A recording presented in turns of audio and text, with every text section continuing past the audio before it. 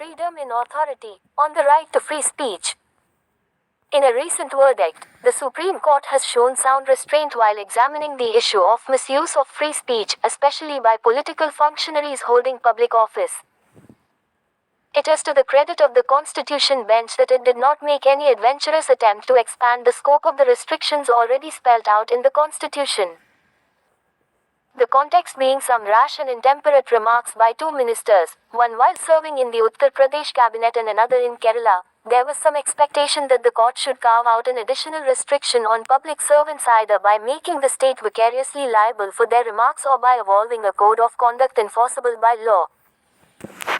The four judges who signed off on the main opinion, as well as the fifth judge who wrote a separate one, correctly concluded that the specified grounds for reasonable restrictions in Article 19(2) are exhaustive, and nothing further can be added by judicial fiat. The majority also declined to expand the notion of collective responsibility, to fix liability on the state for such remarks. Justice B. V. Nagaratna, writing a separate opinion, differed on this point, saying it is possible to attribute vicarious responsibility to the government if a minister's view represents that of the government and is related to the affairs of the state. While the issue is largely academic, there have indeed been instances of courts taking note of individual ministers' public remarks to transfer sensitive investigations to other agencies based on an apprehension of injustice if a police probe remained with the state concerned.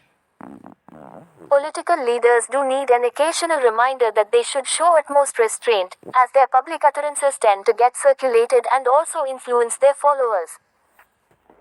In the course of the discussion, the court has restated and clarified several principles, including that of constitutional tort, or a civil wrong that is actionable.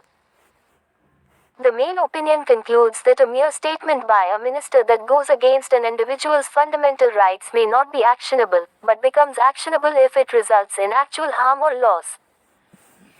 Justice Nagaratna, on the other hand, holds the view that there should be a proper legal framework to define acts and omissions that amount to constitutional tort.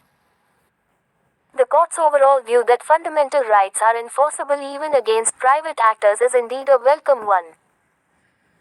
This largely settles the question of whether these rights are only vertical, that is, enforceable only against the state, or horizontal too, that is, enforceable by one person against another.